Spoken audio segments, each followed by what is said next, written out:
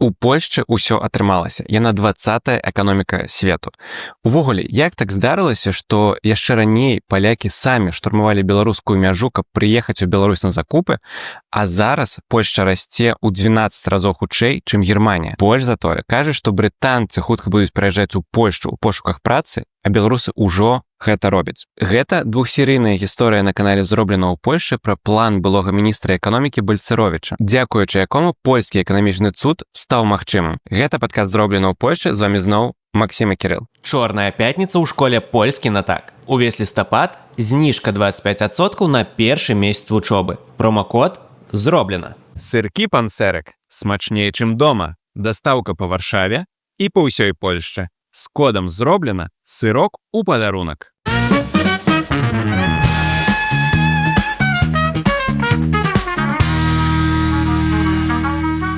Сябры, і ўжо ў гэтую нядзелю, 23 лістапада, «Зроблена» ў Польшчы прыязджае ў Кракаў, дзе адбудуцца два эксклюзіўныя івенты з нашым з Максам удзелам. Гэта будзе спік-клаб на польскай мове і таксама жывы запіс з удзелам аўдыторыі новага выпуску нашага падкаста. Усе спасылкі ёсць у апісанні пад гэтым відэа, таму рэгіструйцеся і прыходзьце, каля ласка. Будзем рады сустрэцца і пазнаёміцца з вамі. Тое, што мы чытаем у навінах, і гэтае пытанне было ў прыкладах тэста на грамадзянства, Польшча стала 20-й эканомікай свету. Як гэта ўвогуле стала магчымым? Бо наколькі я ведаю, ёсць такія гісторыі, што пасля развалу Савецкага Саюза, калі скончылася ПРЛ, быццам бы беларуская эканоміка была нават больш за польскую, ці адчувала сябе лепш. Як так здарылася? Адразу скажу, што беларуская эканоміка не была большай за польскую, але так, згодна з тым, што можна прачытаць у старых кніжках, скажем так, то эканамічнае становішча, напрыклад, у Беларусі было часта лічыцца нават лепшым агулам, асабліва эканамічнае становішча грамадзян беларускіх. Польшча праходзіла праз вельмі трудны перыяд, вельмі цяжкі перыяд, калі тыя праблемы, якія збіраліся цягам некалькіх дзесяцігоддзяў камуністычнай улады напрыканцы 80-х гадоў давялі краіну фактычна да банкротства. І так, у нашым падкасці мы апошнім асабліва часам шмат разоў падкрэслівалі, што вось у дадзены момант, недзе вось напрыканцы гэтага года, польская эканоміка стане 20-й у свеце. І Польшча ўвойдзе ў прэстыжнае кола 20 найвялікшых гаспадарак свету. Гэта сталася магчымым у шмат чым, не толькі, канешне, але ў шмат чым, дзякуючы неверагодна добра праведзенай трансфармацыі эканамічнай і трансфармацыі дзяржаўнага ладу на стыку 80-х і 90-х гадоў. І адным з сімвалаў гэтай трансфармацыі стаўся міністр эканомікі, віцэ-прэм'ер ва ўрадзе Тадеуша Мазавецкага і таксама ў пазнейшых урадах Лешак Бальцаровіч. Малады польскі эканаміст, якога лёс узнёс на вышыню, і ён назаўсёды ўвайшоў у гісторыю. Ягонае прозвішча стала такім нарицательным, можна сказаць. Бо ён стаўся адным з аўтараў гэтай дарожнай мапы плану Бальцаровіча. Окей, давай паразмаўляем, што гэта за план, не ведаю, якое да яго стаўленне, так пакуль што агулам. Напрыканцы 80-х гадоў, калі з неверагоднай хуткасцю гніў і рушыўся ўсходні блок, таксама былі вялікія праблемы ў Савецкім Саюзе, які скончваў сваё існаванне амаль што ва ўсіх краінах былога ўсходняга блоку праходзілі вельмі хуткія перамены. І вельмі часта гэта былі перамены ў стылі таксама польскім. Дарэчы, у Расіі быў таксама вельмі падобны план, у шмат чым падобны план, калі былі праведзеныя вельмі хуткія рэформы. Агулам у эканоміцы прынята называць гэта шокавай тэрапіяй. Часам яшчэ кажуць, крытыкі гэтых планаў кажуць, што гэта быў шок без тэрапіі. Карацей, гэта былі вельмі хуткія перамены, якія з аднаго боку дазволілі краінам перайсці на сцежку хуткага развіцця, а з іншага боку вельмі часта прыводзілі да даволі цяжкіх сацыяльных наступстваў. У Польшчы гэта не выключэнне. Тут усё выглядала вельмі падобна. І таму дагэтуль план Бальцаровіча, ён з аднаго боку вельмі моцна хваліцца людзьмі з ліберальнымі поглядамі, таксама вельмі моцна хваліцца экспертамі на захадзе, экспертамі, напрыклад, з міжнароднага валютнага фонду. А з іншага боку, у яго на адрас увесь час ідзе крытыка за тыя сацыяльныя наступствы, з якімі сутыкнуліся вялікія пласты польскага грамадства. Давай вось крыху распавядзем пра гэты кантэкст, у якім апынулася польскае грамадства. Што гэта, 80-е, ПРЛ скончыўся, што адбывалася? Агулам мы вырашылі гэтым нашым двухсерыйным выпускам працягнуць знаёміць нашых глядачак з польскім палітычным перадусім, і палітыка-эканамічным, як у дадзеным выпадку, кантэкстам апошніх 35 гадоў. Бо вось гэты выраз, план Бальцаровіча, я думаю, што дакладна многія з нашых глядачак чулі, бо яго ўвесь час узгадваюць, ці то добрым словам, ці то не вельмі добрым. Вяртаючыся да Польшчы 80-х гадоў, ёсць вельмі ёмкі выраз «Хоць святых вынасі». Было вельмі цяжка, і гэта вельмі мякка кажучы. Краіна сутыкнулася з сапраўдным эканамічным калапсам. У 89-м годзе асабліва, пачынаючы прыкладна з сярэдзіны 89-го года, пачаўся вельмі хуткі рост інфляцыі. Проста для прыкладу, у снежні 89-го года інфляцыя ў рочным вылічэнні, у гадавым вылічэнні вынесла 640% штогод. Гэта ўжо была не проста інфляцыя, гэта была гіперінфляцыя. І усе палітычныя сілы ў Польшчы, а на той момант адбывалася мірная перадача ўлады ад былой камуністычнай улады, былой салідарнасцевай апазіцыі, усе яны разумелі, што з гэтым трэба нешта рабіць, і трэба рабіць вельмі хутка, бо інакш краіна сутыкнецца проста непасрэдна з банкротствам. Давай просто, наверное, для кантэксту кантрасту, што зараз гадавая інфляцыя колькі? 2%, 3% ў Польшчы? Не, у дадзены момант, каля 3%, так. І гэта таксама лічыцца даволі вялікай інфляцыяй на дадзены момант. А тады было 600. На той момант гэта было 640%, так, напрыканцы 89-го года. Акрамя таго, быў просто агульны эканамічны заняпад, вельмі вялікі заняпад вытворчасці тавараў. У Польшчы на той момант было вельмі цяжка нават нешта просто набыць. Бо эканоміка просто перастала працаваць. Я шмат разоў чуў, напрыклад, ад сваіх бабуляк і дзядуляў. Так? Ці просто нават бачыў у інтэрнэце аповеды ці там фільмы, як у 89-м, 90-м годах палякі просто штурмавалі савецка-польскую мяжу. Ад людзей, якія ў той момант, у той час жылі ў заходняй Беларусі, то бок Гродненская вобласць, Брэсцкая вобласць, таксама чуў вельмі шмат аповедаў, як палякі прыязджалі просто каб нешта купіць, і куплялі просто дословна амаль што ўсё. Асабліва цешыліся вялікай папулярнасцю электрычныя тавары. Нават такая звычайная рэч, пра існаванне якой, думаю, што большасць нашых глядачак ужо забылася, кіпяцільнік. Яны просто скупалі гэта цэлымі валізкамі. Такія аповеды я чуў асабіста. Але слухай, які кантраст. Літаральна увечары, калі мы записываем гэты выпуск, адчынілі 2 пункты пропускі на беларуска-польскай мяжы, зноў спусця, мне падаецца, 4 гады. І я бачыў у тык-току відэа, як у аднаго з мужчынаў запытвалі, куды, навошта ён едзе, і ён, канешне ж, адказаў, што ён едзе на закупы. І мне падаецца, што увогуле гэта адно з галоўных словаў, якое асацыюецца у беларусаў, пераважна ў заходніх, з паездкамі ў Польшчу зараз, гэта закупы, ўжо шмат гадоў. А раней было наадварот. Дакладна, то бок у 90-м годзе просто адбываліся штурмы на мяжу. Нават даводзілася мяжу зачыняць. Таксама варта ўзгадаць, што ў 89-м годзе такі дзяржаўны інстытут міністэрства, які на нашай мове можна назваць дзяржпланам, то бок орган адказны за рэгуляванне гэтай планавай эканомікі Польскай Народнай Рэспублікі, выдаў рапарт аб становішчы ў дзяржаве, дзе прыкладна на 100 старонках было вельмі падрабязна апісана агульнае эканамічнае становішча ў краіне. У жніўні 89-го года калі паўстаў урад Тадеуша Мазавецкага, які, ну, скажем, паўсюль, акрамя права і справядлівасці, лічыцца першым дэмакратычным урадам, абраным сеймам, які не быў до конца дэмакратычным, бо гэта быў кантрактны сейм, пра яго мы таксама ўжо распавядалі недзе ў нашых выпусках. Калі яны прачыталі гэты рапорт, уражанне ад гэтага рапорта было такое, быццам цябе ударыла маланкай. То бок яны апісвалі гэта так, што сітуацыя ў краіне была такая, быццам вайна скончылася прыкладна 1,5 гадзіны таму. Польска в руіне.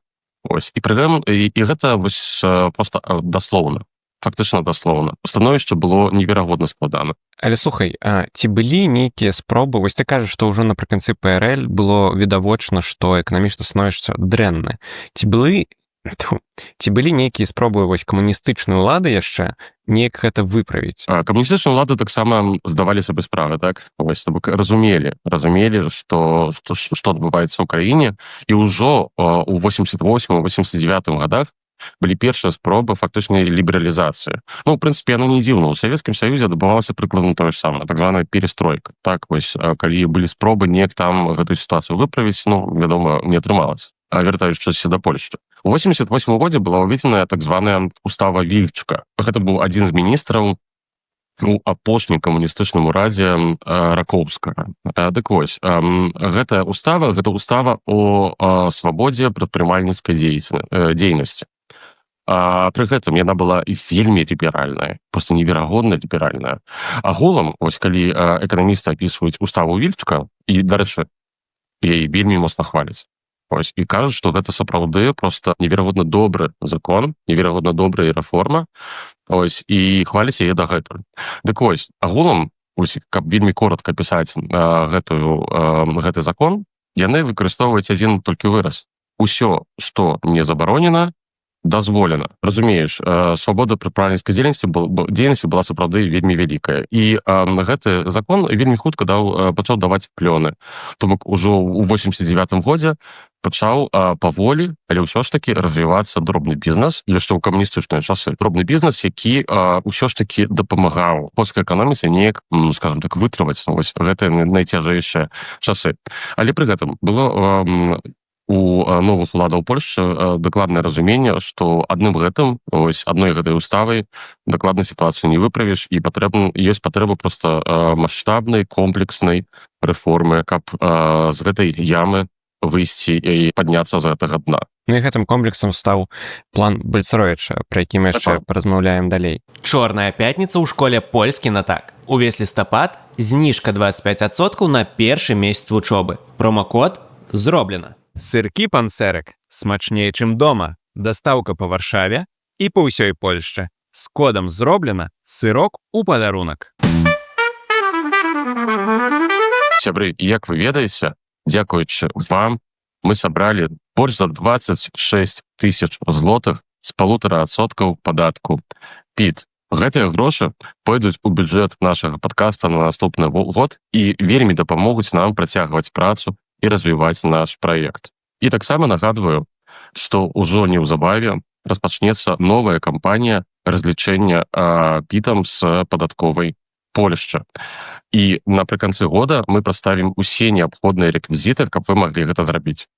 Нагадваю, што нічога плаціць не трэба. Гэта ўжо тыя грошы, якія вы так ці інакш заплацілі ў бюджэт польскай дзяржавы. І калі вы будзеце складаць дэкларацыю ПІТ, вам трэба будзе проста пазначыць, каму вы хочаце перадаць свае 1,5% падаткаў. Таму чакайце на анонсы з нашага боку. Як толькі ўсё будзе гатова, то мы прадставім усе неабходныя рэквізіты. А давай увогуле узгадаем, і ты раскажы, як так атрымалася, што Польшча аказалася ў такім дрэнным эканамічным становішчы? Бо мы вось пра гэта кажам, але як? Па-першае, так, як можна пажартаваць, так што каб добра апісаць тое, што прывяло Польшчу да такога стану, трэба пачаць прыкладна з 1917 года. Так вось, карацей, 40 гадоў камуністычнай улады, планавая эканоміка, гэта ўсё без рыначных механізмаў, так, які сам себе рэгулюе, то бок ручное кіраванне ўвогуле гаспадаркай, так, эканамічнай дзейнасцю.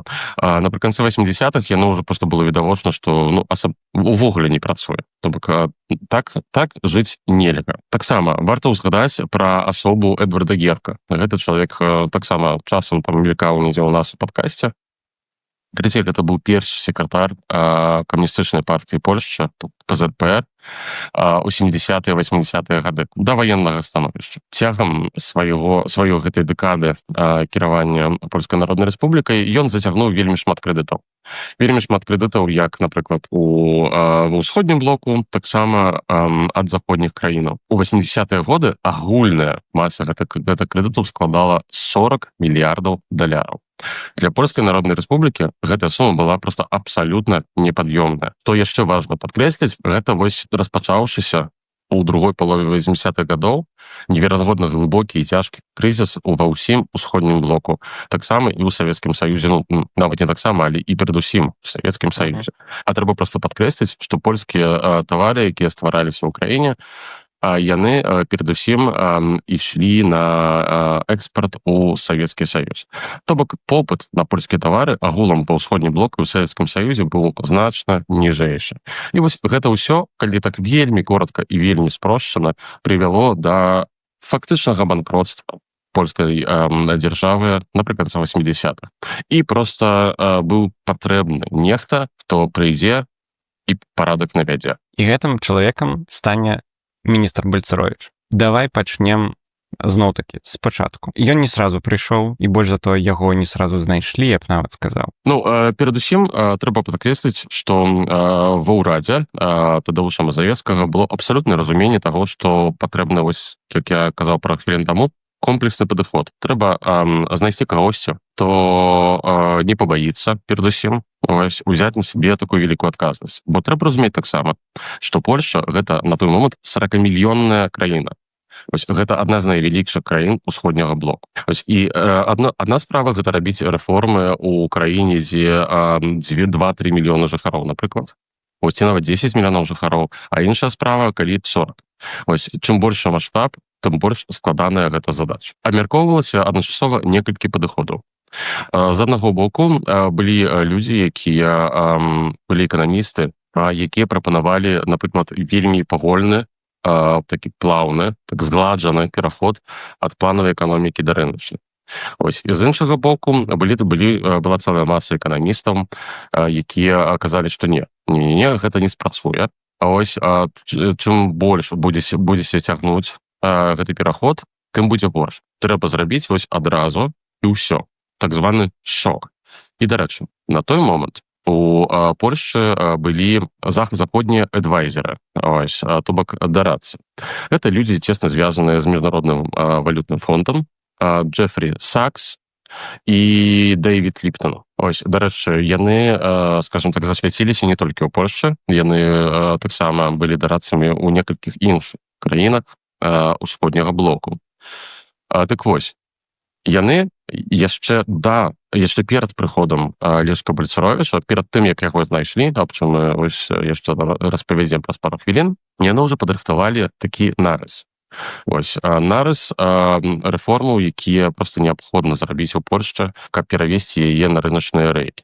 І, дарэчы, у 89-м годзе яны ўжо нават самі асабіста паспелі прадставіць свой такі нарыс, такі, скажем так, план Сакса і Ліптона у амерыканскім сенаце. Бо трэба разумець, што Польшча на той момант фактычна не мела ўвогуле ніякіх сваіх грошай. Я думаю, што людзі, асабліва з майго пакалення, там і старэйшыя, вельмі добра памятаюць, як у 90-е годы, напрыклад, паўсюль проста ў навінах казалі заўсёды пра МВФ. То бок Міжнародны валютны фонд. Без яго абысціся проста было немагчыма. Трэба было заручыцца ягонай падтрымкай і атрымаць нейкія стабілізацыйныя грошы. І вось проста, скажем так, з нас з перспектывы нашага часу, сёння Польшчы, як 20-й эканомікі свету, можа вельмі смешна гучаць гэтая сума. Але Міжнародны валютны фонд пагадзіўся на тое, каб выдзеліць для Польшчы стабілізацыйны крэдыт у суме 1 мільярда даляраў. То бок на той момант, па ацэнцы эканамістаў, заходніх экспертаў 1 мільярда даляраў было дастаткова, каб стабілізаваць эканоміку 40-мільённай краіны.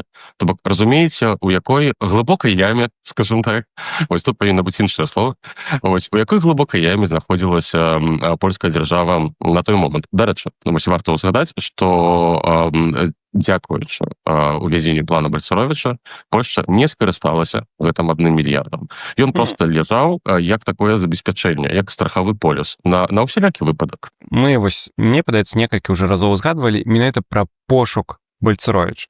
Распавядзі, чаму мы так кажам, бо, можа здавацца, вось быў міністр, правёў рэформы і ўсё. Чаму яго менавіта шукалі? Што яго не было, не ведаю, што не быў міністрам. Як гэта ўсё адбывалася? Агулам спадар прэм'ер, то бок Тадeusz Мазавецкі, ён сам эканамістам не быў, так, але ў яго было разуменне таго, што патрэбны нехта вельмі таленавіты. Сітуацыя была абсалютна, скажем так, нават ужо не патавая, толькі ахавая. Ось, і пачаліся актыўныя пошукі. Урад Тадeuша Мазавецкага праз сваіх дарадцаў звяртаўся да розных эканамістаў польскіх. Усе адмаўлялі, бо ніхто не хацеў прымаць на сябе вось гэтую ролю, бо было дакладна вядома, што адказнасць будзе неверагодна вялікая, што цябе любіць не будуць, хутчэй за ўсё. Ось, бо трэба будзе праводзіць балючыя, але патрэбныя эканамічныя рэформы. І вось тут ёсць такі, можна сказаць, гістарычны анекдот, які можна сустрэць амаль што ў кожнай кніжцы, у кожным артыкуле ці ў кожным дакументальным фільме пра Лешка Бальцаровіча. І вось калі дарадцы Тадeuша Мазавецкага патэлефанавалі Лешку Бальцаровічу, яны пакінулі, ён не адказаў, не мог адказаць, і яны пакінулі сваё, быў заняты чалавек. Ось, і яны пакінулі паведамленне на аўтасакратарцы. Лешак Бальцаровіч пасля недзе там праслухаў, пачуў некае прозвішча Кучынскі, і падумаў, што гэта проста нейкі журналіст, які яго хоча ізноўку даставаць. Пакуль ён не асабліва зразумеў, што яго шукаюць у каманду новага польскага ўрада. А якраз у той момант ён збіраўся выехаць з Польшчы, бо ён атрымаў стыпендыю у Лондоне. То бок, сітуацыя магла пайсці такім чынам, што ён бы ўжо паехаў у Лондан, вось, і адказным за правядзенне рэформ быў бы нехта іншы, і ў дадзены момант мы размаўлялі не пра план Бальцаровіч, толькі пра план, не ведаю, там, Кавальскага. Але перад выездам яму трэба было нешта зрабіць са сваёй машынай. А ён, як і мільёны палякаў, быў шчаслівым уладальнікам Фіата, ось, польскай вытворчасці, так званы Малюх. Ось, гэта такая малюсенькая машынка, ось, якую цяпер часцей за ўсё можна знайсці ці то ў прыватных калекцыях, ці ў музеях. А каб пакінуць гэту машыну ў Польшчы, яму трэба было перагнаць яе з Варшавы ў Катавіцы. Ось, а у яго не было запаснога кола. Ось, і ён у пошуках гэтага запаснога кола, а ў той момант гэта не было так проста, як цяпер, што можна было проста пад'ехаць у нейкую краму і набыць сабе там нейкае кола. Ось, ён абзваніў усіх сваіх знаёмых, і ў нейкі момант ён патэлефанаваў чалавеку, які быў таксама ў групе дарадцаў Тадeuша Мазавецкага. І яму перадалі, што Лешак, што ж ты робіш? Цябе ўся Польшча шукае. Ось, скажем так, народ патрабуе так, каб ты прыйшоў, так? Ось, Лешак, прыйдзі, парадак навядзі. І карацей, Лешак Бальцаровіч у той момант тэлефанаваў усё ж такі нарэшце Тадeuша Мазавецкаму. Тадeusz Мазавецкі распавёў яму, што трэба будзе зрабіць і чаму ён так патрэбны. І праз пару дзён, аправіўшыся ад шоку, ось, пачуўшы пра становішча эканамічнай ў краіне, ось, Лешак Бальцаровіч пагадзіўся ўвайсці ў склад ураду, стаў міністрам фінансаў Польшчы і віцэ-прэм'ерам. Віцэ-прэм'ерам адказным агулам за гаспадарчыя справы, за эканоміку дзяржавы. То бок яму адразу аддалі максімум паўнамоцтвамі, я так разумею. Так, яму далі ўсе неабходныя паўнамоцтвы, неабходныя для правядзення патрэбных рэформ. Мы распавялі пра кантэкст, а ўжо пра менавіта самі рэформы.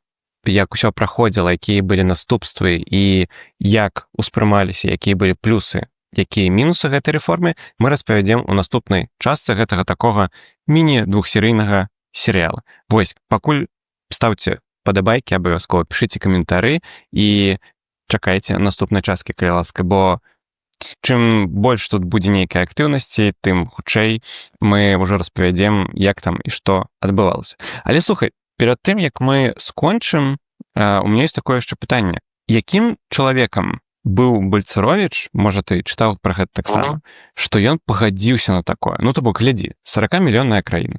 Ты збіраешься з'язджаць. Ты разумееш, ну, ён быў добрым эканамістам, ён у выніку пагадзіўся, ён правёў гэты план, мы ўжо ведаем, спойлер. Усё стало добра, і вось ты разумееш, што трэба прайсці шокавую тэрапію, і хутчэй за ўсё, ну, нават не хутчэй за ўсё, ты 100% ведаеш, што шмат якім людзям стане горш жыць. Вось, што павінна быць, каб пайсці на такое? Ну, агулам, калі можна вось пачытаць, паглядзець меркаванні розных людзей, там, эканамічных экспертаў, палітолагаў пра Лешка Бальцаровіча, то вельмі часта узгадваюцца такія словы, што, па-першае, што ён ідэйны чалавек. Вось, агулам яго нават называюць ідэолагам лібералізму. Вось, і тут таксама маленькі спойлер, вось, гэтая ідэйнасць, яна нават будзе крыху яму перашкаджаць вось у рэалізацыі плану свайго імя вось, у наступныя парачку гадоў. Вось, то бок, гэта быў чалавек з вельмі ліберальнымі поглядамі ў эканоміцы. У некаторых справах можна нават параўнаць з нейкім там гуманітарызмам, вось, прыкладна, такі тэтчарызм, ось, часам нават яго называюць дарвіністам, у сэнсе з такім дарвінскім падыходам да сацыяльных справ перадусім. Ось. Ну, але тут ужо, скажем так, не буду зашмат спойлерыць, ось, бо ў наступным выпуску так мы вельмі падрабязна ўжо распавядзем нашым гледачам, ось, як гэта ўсё праходзіла, як гэтая рэформа адбылася ў Польшчы, ось, пра яе наступствы, як дрэнныя, так і добрыя. Ось, і таксама паспрабуем ацаніць з перспектывы вось гэтых 30-35 гадоў, як гэтая рэформа і ў чым дапамагла Польшчы стацца адной з найлепшых краін у свеце. Зраблю укід. А ці можна Бальцаровіча параўнаць са Славамірам Менцэнам, па погляд? Ой. Вось на твою думку. На маю думку, у шмат чым можна. Так. Ось, цяпер у нашыя часы на Славаміра Мэнсона некаторыя людзі глядзяць так даволі падазрона, скажем так, бо ўсё ж такі зусім іншы час, зусім іншыя абставіны. Вось, але ў той момант вось Польшчы быў патрэбны нехта, хто, скажем так, без, як кажуць па-польску, без скрупулаў, без угрызений совесці зможа правесці тыя рэформы, якія былі патрэбныя. Окей. Гэта быў падкаст зроблены ў Польшчы. Калі ласка, пішыце каментары, падтрымлівайце нас падабайкамі. Таксама падтрымлівайце нас праз Баймі і Кофе і Patreon. QR-кады вы пабачыце на экране, і можна прям з тэлефона засканіць, калі вам гэта зручна. Спасылкі таксама ёсць у каментарах. Да сустрэчы у наступную сераду, і глядзіце нашы таксама і дадатковыя выпускі, якія перыядычна, ці можна ўжо сказаць рэгулярна, выходзяць па нядзелях. Да сустрэчы.